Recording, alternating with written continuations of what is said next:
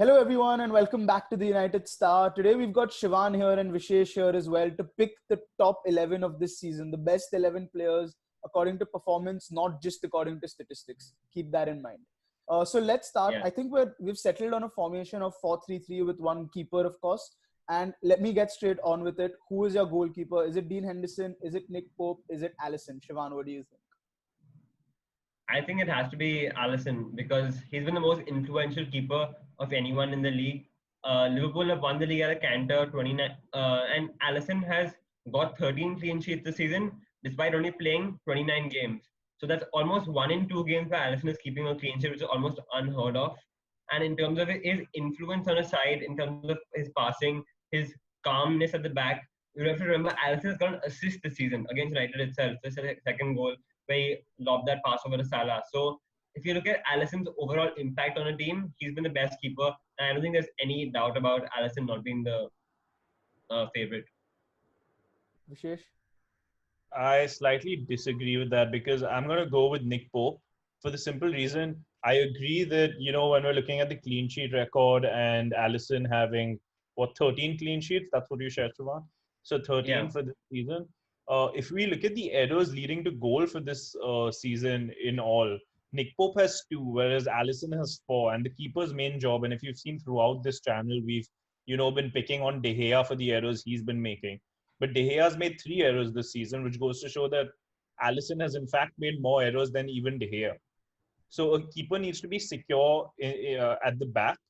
Okay, fine. He provided 1 assist when the full United side was in Liverpool's half, but that doesn't go to show the stopping that a goalkeeper at Burnley has. Liverpool anyways face less number of shots in comparison to Burnley, right? Because the defense is so strong. So for that reason, I'd go for Nick Pope. I think it's an interesting Yeah, but option because yeah, Shivan, go on. I also wanted to say two of Alisson's errors were after Liverpool won the league. So after you win the league, then you automatically drop off. So his errors was against Arsenal, where the entire team's mentality is gone, and they're not really playing for they're not playing in the 100% mentality. So I think you can you can forget that almost. You can forgive that.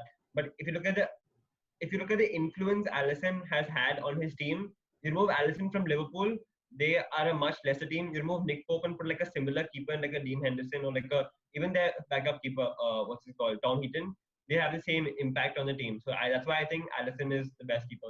I think I'll just end this out here, but I would like to add saying that Allison, when Adrian came into goal, you could see that Liverpool were a lot more shaky and less confident of playing out from the back. While I agree that Nick Pope has an absolutely incredible season, and in fact, before Shivan said that Allison is keeping a clean sheet almost 1 in 2 games, I would have gone for Pope. But I think I'd have to tip my hat to Allison. If he's kept 13 clean sheets in 29 games, it's incredible. And his influence on the team, like Shivan correctly said, is insane. And I'm a little disappointed that Dean Henderson didn't get into this conversation, but that's for later. So our keeper for the season is Allison because he's got 2 votes. Let's go to right back. I think this will have the least debate. Alexander-Arnold, 13 assists. You can't look past that, even though Wan-Bissaka has had a great season. Yeah, you can't argue with that. 4 goals also, we can't admit that, forget that. You can't unless you're going for a more defensive team, then you can argue for Wan-Bissaka, but otherwise, okay, fine. I'm going to forget United for a minute. Yeah, you're right. Yeah. So I think even Wan-Bissaka will put Trent ahead of him. So yeah. I think Alexander-Arnold is right back. Remember, there are great options there. Wan-Bissaka, Walker's had a pretty good season as well. Very consistent for a change. yeah. Alexander-Arnold, 13 assists, 4 goals, takes corners, takes free kicks. Liverpool win the league. He's got to be there. Who are your centre back two? Because I think there are a few options here. I'm going to start with Vishesh this time. Do you think Van Dijk is a certainty, and then whom do you pair with him, or do you think there are completely 2 other options as well? I think we have to go for Van Dijk again. And another player that I would go for would probably be Soyuncu. I know since lockdown, he hasn't been that solid at the back. But the way he started off, I mean, you cannot foresee the situation that took place with COVID, right? And the way Leicester were going, I think Soyuncu had a key role to play in that. So my back two would probably be Van Dijk and Soyuncu.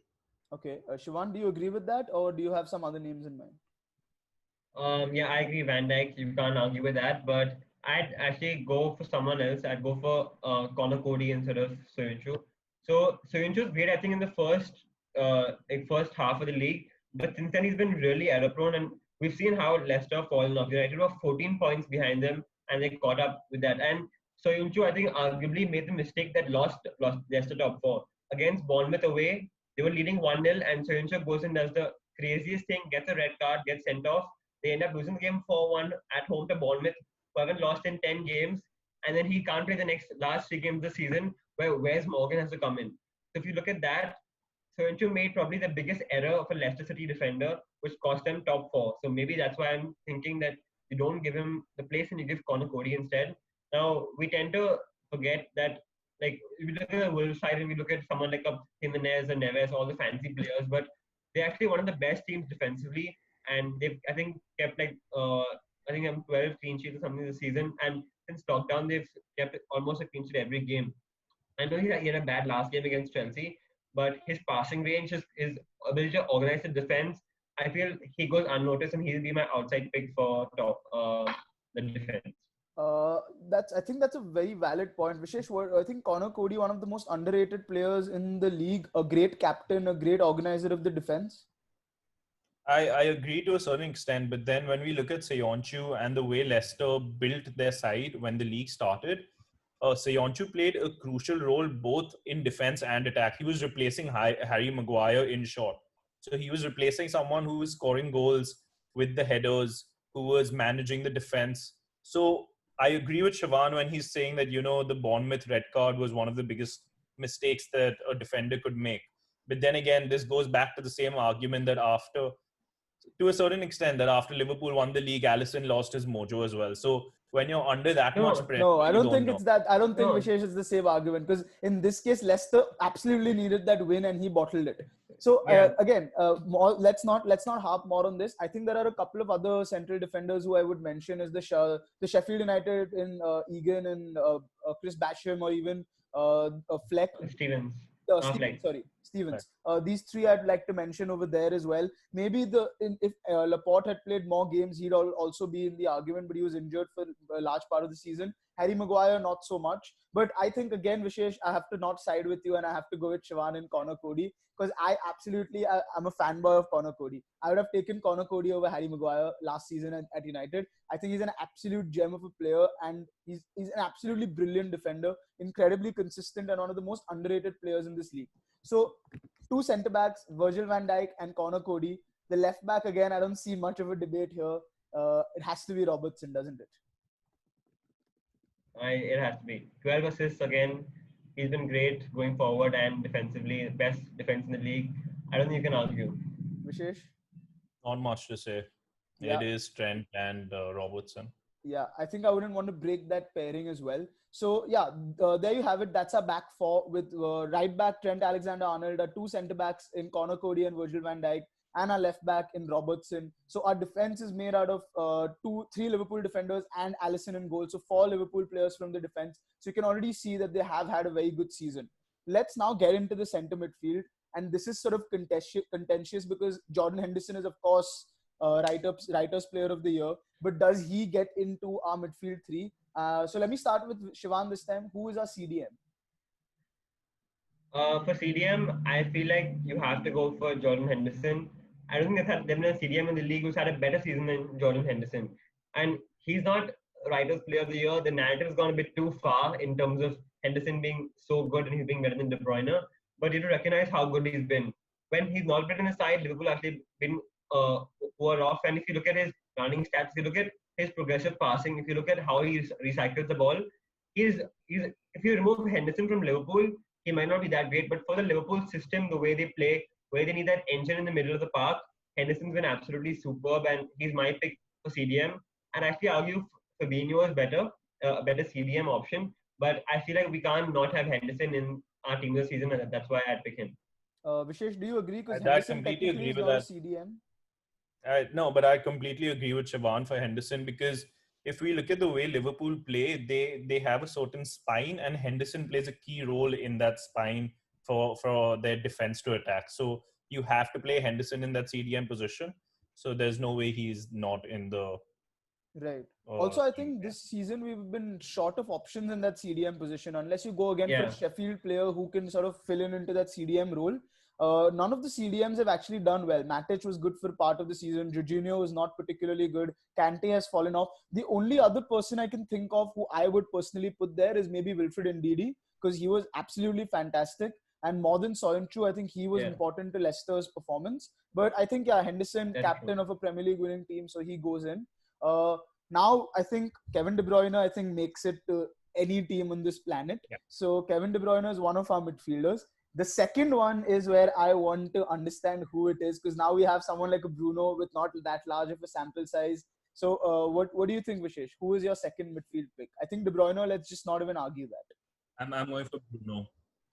I'm going for Bruno because since he's come back, and we spoke about this in our season preview also, he's the first player who's got 13 to 15 goal slash assists within his first 10 games. He's completely changed Manchester United as a team. United would not be sitting in third position if it wasn't for Bruno. We've seen the way he's been involved in a goal every 81 minutes in the Premier League. Like when he was at Sporting, it was 103 minutes, but now it's 81. So he's proved everyone wrong, and he's taken the league by storm. And I don't see anyone else fitting in that centre mid position, that attacking position alongside Kevin De Bruyne. Okay, Shivan, do you think it would be Bruno, or would you want someone who's more defensive in nature, because we already have De Bruyne? Yeah, so I think BBC at this before lockdown they announced their team of the season and they put Bruno in the team of the season, but I wouldn't have agreed then. But now looking how United have been since the restart, I think I'd have to agree that Bruno's been he's been, even though he's played only half a season, he's been so influential that you have to put him in. One name I'd shout would probably be Mateo Kovacic, or whatever how you say it. I think he's been great for Chelsea, and he's actually been like one of the most underrated people. He started almost every game, and you don't notice how influential he is. But obviously, he's not as been as good as Bruno this season. So yeah, go for Bruno. I think one name I'd probably also add there is Jack Grealish. I think he's had an absolutely fantastic season, and maybe he would be, I don't know, maybe I'd consider him above Bruno for a minute, because he can play on that left-hand side with De Bruyne on the right, and he can play the more sort of Paul Pogba, Wijnaldum role, where he can go from box to box and draw those fouls and give those assists / goals. So I think Jack Grealish has been brilliant. And as much as I love Bruno, I think over the entire season, I think Grealish, you could say, is 70% responsible to keep Aston Villa in the league. And I think that's an incredible achievement from his perspective. And I think I want a more defensive-minded player in my team. So I'd have gone for Grealish. But since both of y'all have gone for Bruno, it'd of course be Kevin De Bruyne and Bruno Fernandes now in midfield for us. And now I think it's where it gets most interesting with the front three. I want to start off by picking the easiest maybe option is on the right-hand side. Whom would you say would fit in there? Would it be straight away Mohamed Salah? Would it someone like Riyad Mahrez, who had a very good season, be there? Or would you take someone out of position and put them on the right just because you want to fit them in the team? Shivan? Yeah, so actually, I don't think Mohamed Salah they had as good of a season. So I want Sadio Mane on the left. That's why I'm going to put Raheem Sterling on the right. Sterling has got 20 goals this season, and he's been like, yes, Salah's been great, and Liverpool have won the league, but I feel like Sterling has had a better season if you look at his output in terms of his influence on the team. Without Aguero being in the side, Sterling has been probably with De Bruyne one of City's only shining lights this season. That's why I'd put Sterling on the right, but I don't know what you're. Vishesh? Yeah, I completely agree with that. Even I would go for Sadio Mane. I think Salah hasn't been up to the mark this season in comparison to his previous seasons and what we were Yeah. expecting. And Sadio Mane has, carried Liverpool to a certain extent. And as far as City goes, everything has been coming either from De Bruyne or Sterling. We all know our fantasy teams have depended on both those players as well. So it's definitely those two players on the wings for me. I'm confused about up front, to be honest. So, That's where I'm. so none of y'all think that maybe an Aubameyang or a Rashford could start on the left and Mane could go on the right? The issue with that now, Prasham, is Rashford missed a good portion of the season after his injury, and then since he's come back after lockdown, he's not been, the Rashford we saw before the injury. Whereas the likes of Sadio Mane and Sterling have continued this performance throughout the season. So, benching them in comparison to Rashford would be slightly unfair. But Shivan, what about Aubameyang? I would play Mane on the right and Aubameyang through the left, just because without Aubameyang, Arsenal would probably be scrapping for relegation. That may be an exaggeration, but it may be true even. Actually, I want to put Aubameyang in the middle. But if we are debating like this, if we want Aubameyang in the left, I think Aubameyang's had a better season than Sterling. So if the pick is to put Mane on the left and put Mane on the right and Aubameyang on the left, I'd go for Aubameyang because if we're making a case for him, he's playing in an Arsenal team that's probably the worst Arsenal team in the history since in history of the Premier League, and he scored 22 goals. I think without his goals, we'd be 90 and something like that. It's crazy. So 22 goals again compared to 22 goals last year. So many assists. He's carried our team forward actually. So he's in my team of the season. So now we need to figure out. I put him on the left. So if he's on the left, then Mane will go on the right. Okay, so Shivan, then let me continue this and ask you: if you say Aubameyang plays strike, so you're saying the likes of Jamie Vardy and Danny Ings, or I don't know if Martial is at all in the debate, but they completely miss out on the striker's position. So you're saying Yeah, because I Sterling had think a better season than Vardy and Ings? I don't think Sterling had a better season than Vardy and Ings, but I think for their position, I'd say that Sterling at the right. But if we're wanting Aubameyang on the left, then I'd put Aubameyang on the left, put Mane on the right, and then we'd have either one of Ings or Vardy up top. So So we can go for that. so choose your front three then, Shivan. Choose your front three. I'm giving you this option between Sterling, Mane, Aubameyang, Vardy, Ings. Choose three. And where would you play? So Aubameyang on the left, Mane on the right, and up top, I'd go for Danny Ings ahead of Jamie Vardy. Yeah, Jamie Vardy's had the 24 goals. Vardy's had 20. Ings has had 23. 23 goals for Vardy. Sorry, Ings had 22. 21. And Yeah. if you look at Ings is 22. He scored in the 22. last Yeah, game of yeah, the yeah, season. yeah. 22. Yeah. Sorry. So I think Ings has gone under the radar actually. He's had more assists than Vardy as well, and I think he's gone under the radar. We forgot how good he actually was, and if you look at how Southampton has performed since their 9-0 defeat, they've got more points than Leicester actually. So it's a bigger surprise for me that Ings has 23 goals than what Vardy has 24 goals. So I think that for that reason, I think I'd go for Ings ahead of Vardy. Vishesh, your three from the five that we just mentioned, or do you have any other name in mind? So for me, it's obviously Mane and Sterling, and I would also go for Danny Ings over Jamie Vardy for the simple reason that there was this full debate before COVID that with all the injuries that England have right now, Danny Ings comes into the England squad. It wasn't Jamie Vardy being discussed at that time. Jamie Vardy picked up his form slightly later. But that's because Jamie Vardy retired. He retired. Yeah, I know, but he keeps coming back in, man. But the point being that Jamie Vardy was injured for a certain amount of time and he was out of the picture as well. Danny Ings is again that player who's played consistently, as we said, for the other two up front as well. So for that reason, Danny Ings goes in.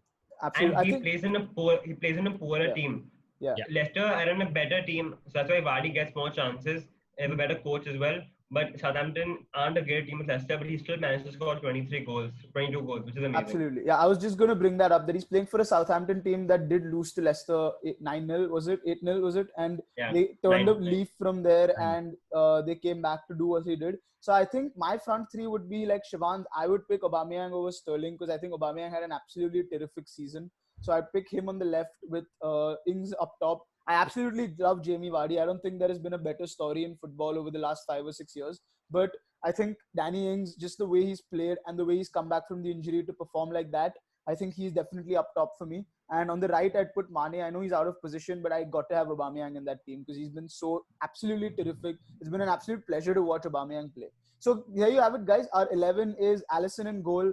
The back four is Alexander-Arnold on the right, Van Dijk and Connor Cody in defense. The left-hand side is Robertson. The midfield three, Jordan Henderson with Bruno Fernandes and Kevin De Bruyne. So I don't know how many assists and goals are going to come from there. And the front three. Attacking team. Yeah, it's an absolutely attacking three. Imagine Bruno Fernandes and Kevin De Bruyne putting balls to our front three of Aubameyang, Danny Ings, and of course Sadio Mane because he was so good. Before we go, player of the season, Kevin De Bruyne, 20 assists. For sure. For sure. Yeah. For what sure. about manager of the season? Manager of the season, let me give my opinion on this first. I don't think you can look past Chris Wilder. I think what he did is incredible. But let's see what you all have to say. Go, Vishesh.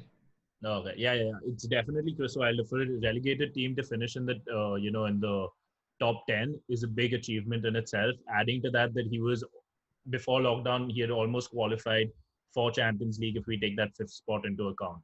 So it definitely goes to Chris Wilder for the season he's had. Yeah, the wheels did come off after lockdown, but he's done a pretty decent job with that team. Shivan? I agree with that, but I think you have to go for Jurgen Klopp. I mean, 99 points, first Liverpool title in 30 years. So, but the majority is Wilder, so I'll go for him. But I think Klopp should win it. Right. I think But what's your take on Lampard winning it? Oh no, no chance, no chance. No, yeah. I mean, yeah, Jurgen Klopp obviously runs Wilder really close. I think Sean Dyche deserves a shout out as well. That Burnley team has actually performed pretty well in terms of at least their defensive setup. They don't score goals. I think they've done pretty well, especially the string of games they sort of did after lockdown. I think he's done well to keep them where they are. But yeah, I think that's the team. And of course, like, I'm very gutted that Jack Grealish is not in the team. I think he's been the most improved player in the league. And out of the small teams, if I was to pick a player of the season, it had to be Jack Grealish. So thanks, Shivan, for joining us. Thanks, Vishesh, for coming back on the channel. And subscribe to the channel, guys, and watch out for more videos of how the season has gone and the review of the season.